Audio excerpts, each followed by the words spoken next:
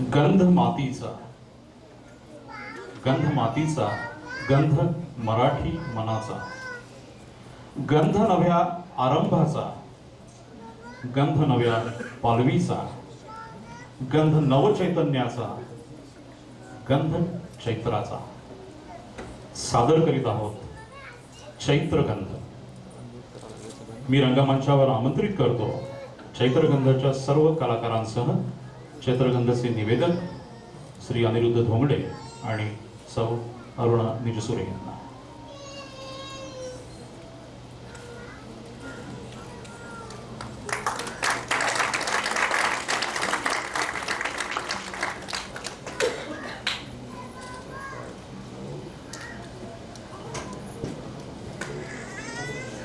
चैत्रगंधाच्या सगळ्या कलाकारांनी रंगमंचावर यावं.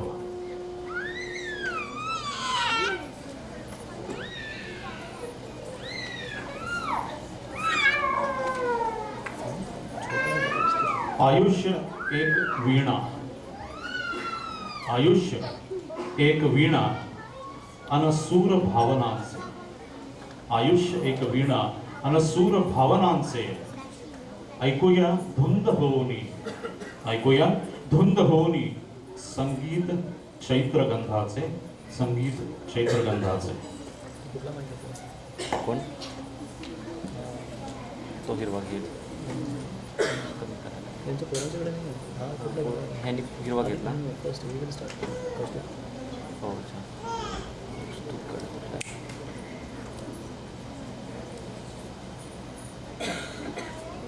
आणि यांचं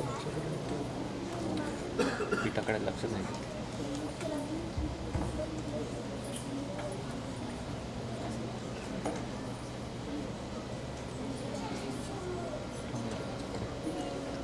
कुठे वापरत होता विनय ग्रीन होता पण तो विनयकडेच आहे. माझ्याकडे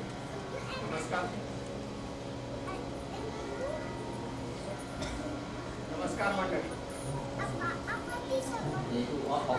त्यांनी ऑफ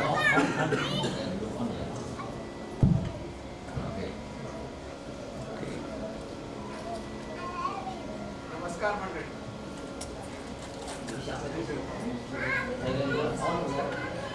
नमस्कार मंडळी. नमस्कार मंडळी. पाडव्यानिमित्त नव्या वर्षाच्या आपणा सर्वांना पुन्हा एकदा शुभेच्छा. हा मार्च महिना, मार्च महिन्यात थंडी कमी होत जाते. आपल्या मराठी महिन्याप्रमाणे हा फाल्गुन महिना, फाल्गुन महिना आणि त्यात येणारी होळी मागे पडत जातात. चैत्राचं आगमन होतं. चैत्र शुद्ध प्रतिपदा म्हणजेच पाडवा, एक नवीन शुभारंभ. बाली या बेटावर सुद्धा हा दिवस नेपी म्हणून साजरा केला जातो. या दिवशी म्हणजे पाडव्याच्या दिवशी बालीमध्ये पूर्ण दिवस शांतता पाळली जाते, आत्मपरीक्षणासाठी, आत्मशुद्धीसाठी. चैत्र आपल्याबरोबर घेऊन येतो ऋतुराज वसंत, आणि एक दिवस असा उजाडतो की शिशिरात गारठलेल्या या धर्तीवर घडतो कायाकल्प. कोकिळेच्या कंठातले सूर, ते सूर होऊन येतात सृजनाचे दूत, आणि निष्पर्ण सृष्टीवर ते सूर जडवीत जातात इवल्या इवल्या पाचूंची नक्षी, आणि आपण म्हणतो झाडांवर कोवळी पालवी आली. कोकिळेच्या कंठातले ते सूर सृष्टीबरोबरच आपलं तन मन मोहरवून टाकतात. या सुरांना साथ द्यायला सृष्टीतून जणू रागिणीच बहरते, आणि आपण म्हणतो झाड फुलांनी किती बहरलंय. मग दरवळतो. असं म्हणतात एक आगळाच सृष्टी सौंदर्याचा, नवोन्मेषाचा, सृजनशीलतेच्या म्हणजेच नवनिर्मितीच्या, नवचैतन्याचा गंध चैत्रगंध.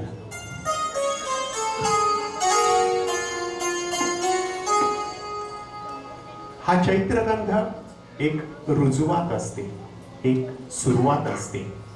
नंतर येणाऱ्या ज्येष्ठ आषाढ श्रावण पासून ते कार्तिक मार्गशीर्ष महिन्यापर्यंतच्या धरतीच्या नवनवीन प्रकारे नटण्याची, येणाऱ्या उत्सवांची आणि मंगलमय वातावरणाची.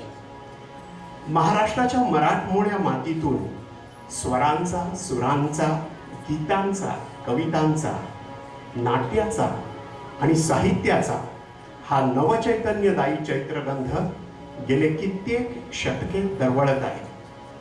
मराठी मनावरची ही नवसृजनाची, नवचैतन्याची, चैत्रगंधाची मोहिनी अजूनही कायम आहे.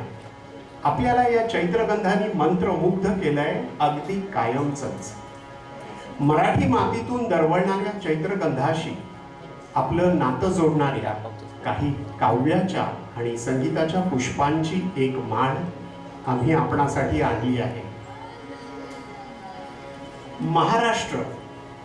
महाराष्ट्र ही संतांची भूमी. गणपती बाप्पा आणि आई तुळजाभवानी ही महाराष्ट्राची दैवत. महाराष्ट्राच्या दिवसाचा आरोह पूर्व दिशेला गुलाल उधळीत येणाऱ्या सूर्योदयाबरोबर आणि ईश्वराची आळवणी करणाऱ्या भूपाळीनी होतो. सादर करताय कौस्तुभ जोशी.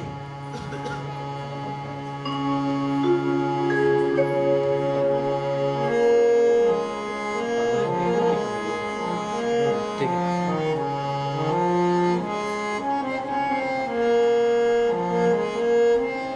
मलयगिरीचा चंदन गंधित धूप तुला दाविला, स्वीकारावी पूजा आता. उठी उठी गोपाला, उठी उठी गोपाला, उठी उठी गोपाला. उपदिशेला गुलाल उधळून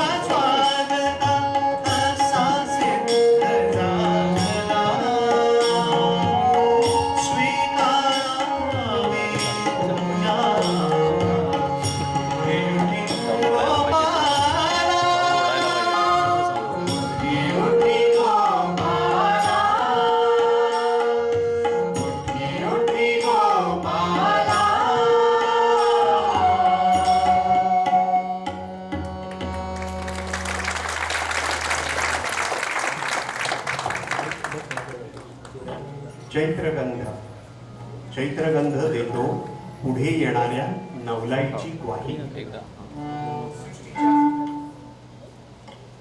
सृष्टीच्या अंगावर उभ्या राहिलेल्या रोमांच्यासारखे भासणारी हिरवळ, कोवळी पालवी या वातावरणामुळे सगळ्यांचाच उत्साह ओतू जात असतो. आणि मुलांचं तर काय, ती तर मोराच्या बरोबरीने नाचू लागतात. बालगीत ही बालकांसाठी तर असतातच, पण पालकांमध्ये दडलेल्या बालकांसाठीही ती असतात.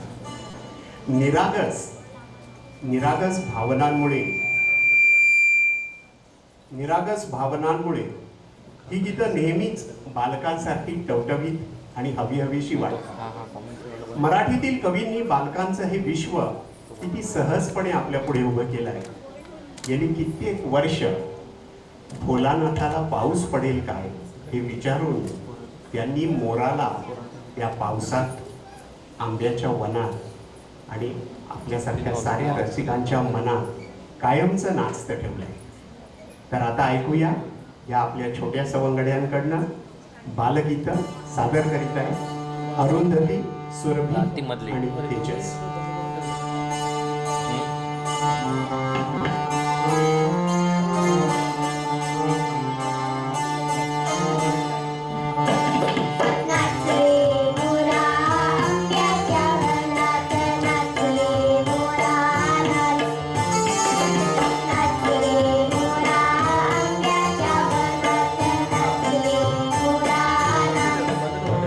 त्याच्यात सौम्य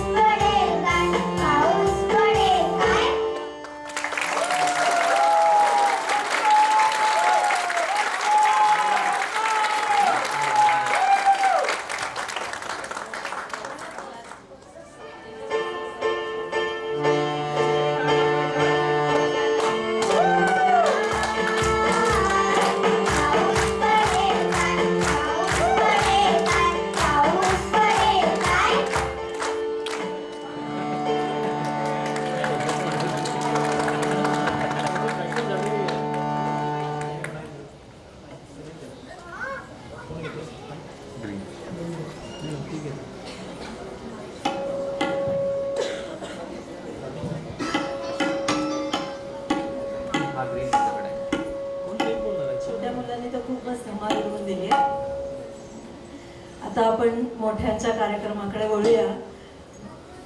आशा करूया की आपण ह्यांच्यासारखं गाऊ शकू. नाट्यसंगीत ही महाराष्ट्राची खासियत.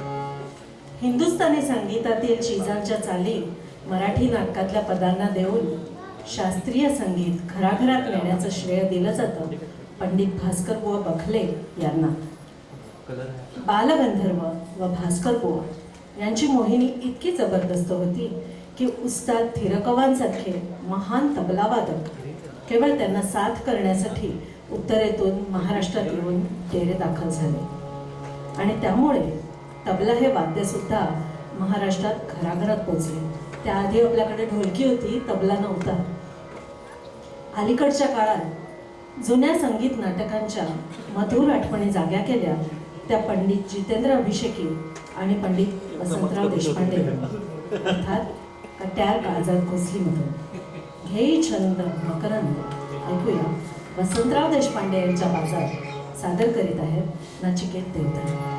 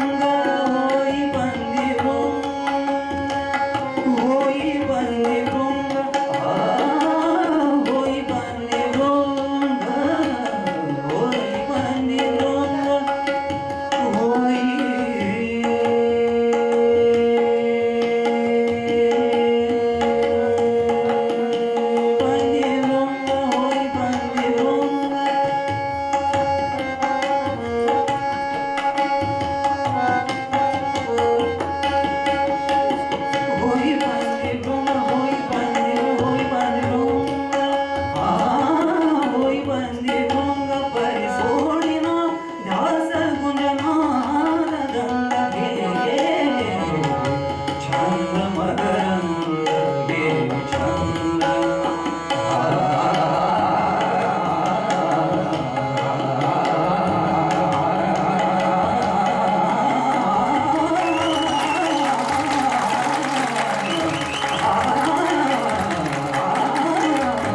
छंद मकरंद घे छंद मकरंद घे छंद मकरंद प्रिय भामिलिंद मकरंद प्रिय भामिलिंद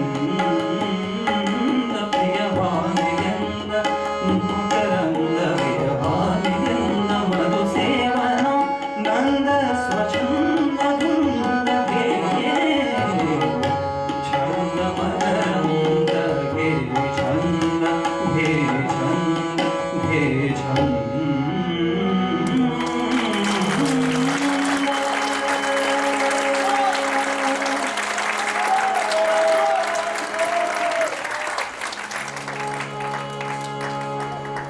असे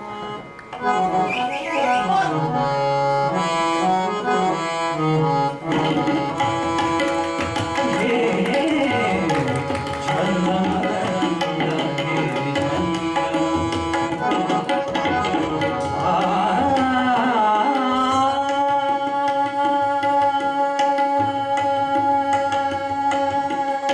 मिळता कमलदल कमलदल मिळता कमलदल कमलदल मिळता कमलदल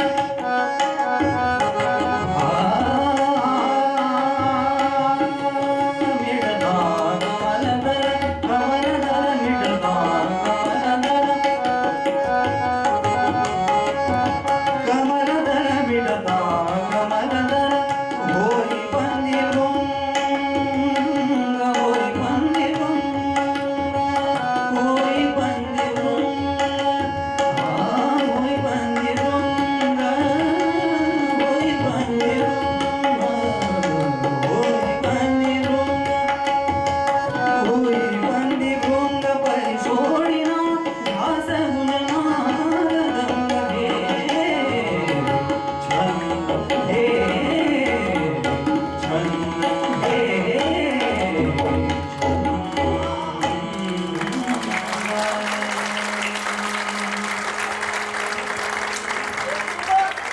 वा, सूर किती प्रवाही असतात. धर्म, जाती, भाषा, देश अशी सर्व कुंपणे ओलांडून सूर थेट मनाला भिडतात. म्हणूनच पाडगावकर म्हणतात, सूर आनंद घन. सूर आनंद घन, सूर ओंकार धन. सूर आनंद घन, सूर ओंकार धन. सूर संवेदना, सूर ही चेतना. सूर ही साधना, सूर आराधना, सूर आनंद बन. धर्म हे, वंश हे, देश भाषा किती, सर्व सीमा सहज सूर ओलांडते. सूर करी मुक्त मन, सूर आनंद बन. मुक्तीच्या मंदिरी सूर ही देवता. सूर तिमिरात ह्या दीप हो देवता. सूर तेजो भवन, सूर आनंद बन. आनंद घन लता मंगेशकर यांच्यावर पु ल देशपांडे यांनी लिहिलेल्या एका लेखातील काही भाग आता आपण वाचूया. त्या लेखाचं नाव आहे मुली औक्षवंत हो. लताच्या सुरांची कधी, कुठे आणि कशी गाठ पडेल कुठे कुणी सांगावं. खूप दोन इंटरेस्टिंग प्रसंग आहेत.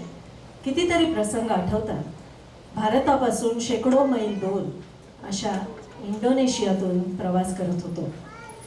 दंडकारण्यातल्या जनस्थानासारख्या दिसणाऱ्या वस्तीत ज्यांना आमच्या भाषेचा आणि आमच्या संगीताचा कुठलाही संस्कार नाही असा इंडोनेशियन ग्रामवासियांचा छोटासा मेळावा फोन लावून लताची गाणी ऐकत बसला होता.